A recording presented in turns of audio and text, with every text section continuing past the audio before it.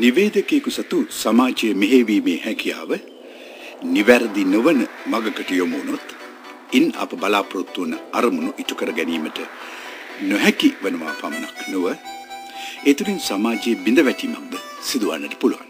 අද අපට නොයෙකුත් නාලිකා තුළින් කතා කරන නිවේදක නිවේදිකාවන් මේ අරමුණු අවබෝධ කරගත් පිරිසක්ද යන්න තරමක සැකයට තුඩු දෙන කරුණක්. කටට එන ඕනෑම දෙයක් කියවන්නේ නිවේදකයින් නොව වාචාලයින්. සමාජයේ ගෞරවනීය පුද්ගලයෙකු නිවේදක තෙපලන හැම වචනයක්ම අරුත් බර විය යුතුයි. තම අසන්නන් ග්‍රහණය කරගෙන ඔවුන් සමග යහමග ගමන් කිරීමට තරම් ඔහු ශූර විය යුතුයි. සමාජයේ අයාලේ දුවන විට විද්‍යුත් මාධ්‍යයේද ඔවුන් සමග අයාලේ දුව යමින් රට අගාධයක හෙළීමට අප උරදිය යුතුද? නැතිනම් අයාලේ යන සමාජය යහමගට යොමු කර ගැනීමට දායක විය යුතුද? ඔබම ඔබේ හදවතට පට්ටු කරහන් කුමක්ද නිවැරදි කියලා?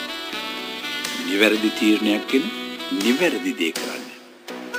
එහෙම නොවුනොත් ඔබටත් අපටත් අපේ රටටත් සමාජයටත් තට්ටු වන දවස වැඩි ඈතක නොවේ. කතා කරන වචන පමණක් නොව තමන් සමාජයට දෙන පණිවිඩයද හරවත් විය යුතුයි. හරසුන් දේ පිළිබඳ පුනපුනා ගුවන් විදුලියෙන් කතා කිරීම නොකළ යුතුයි. හරසුන් මතමතාන්තර විශ්වාස අදහස් සමාජයේ මත පැටවීම නොකළ යුතුයි.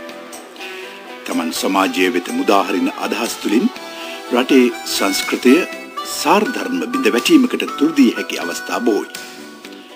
පසුගිය වසර කිහිපය තුළ මාධ්‍ය හරහා ගොඩනැගූ එවැනි එක් හරසුන් මාතෘකාවකි ආදරවන්තයින්ගේ දිනය නැත්නම් වැලන්ටයින් දිනය.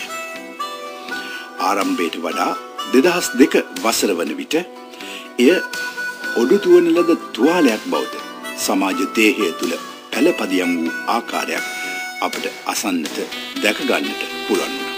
ආත්මලාභය පමණක් සලකන වෙලෙන්දන් මුදලට ඕනෑම පාවාදීමක් කරන්නට පෙළඹුණු මාධ්‍ය හා මාධ්‍යකරුවන් හරහා පිවිතුරු ආදරය රාගය හා කාමයෙන් යෞවනයන් මානසික රෝගීන් බවට පත් කරන්නට කැස කවන ආකාරය කනගාටුදායකයි.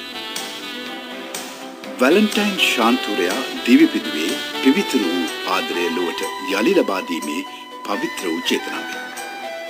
ඉතින් එවැනි වූ උත්තමයෙකුගේ නාමය කාම වෙලෙන්දන් විකුණාගෙන කන්නේ කිසිම හිරිකතයක් නොමැතිව.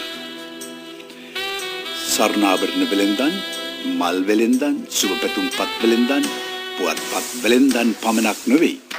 නිදන කාමර වෙලෙන්දන්ද සමග මහා දවාලේ අත්වැල් බැඳගත් විද්‍යුත් මාධ්‍ය වෙලෙන්දන් මේ රටේ අහිංසක යෞවනයන් තම අතේ නැටවෙන රූකඩ කෙලිබඩු බවට පත් කරගත්තේ කෙතරම් නින්දනීය ආකාරයෙන්ද? පෞද්ගලික මාධ්‍ය මුදලාලිලා වගේම සමහරක් රාජ්‍ය මාධ්‍ය ආයතන අරා සිටින පට්ටම්දාරී මාධ්‍ය ලොක්කන්ද තම ආයතනවල සේවය කරන ගිරාපෝත්කීන් හා ලියන අප්පුලා යොදවාගෙන මෙහෙ වූ දැවැන්ත කාම මෙහෙයුම ඔබත් නිරීක්ෂණය කරන්නට ඇති. සිතා බලන්න. කිරා මැන බලන්න. මෙයද මාධ්‍ය මෙහෙවර. එවන් වූ ඊනියා මාධ්‍ය මෙහෙවරක යෙදෙන්නටද ඔබෙත් මේ සූදානම. ඔබ නම් මෙසේ නොවන බව අපි විශ්වාසය.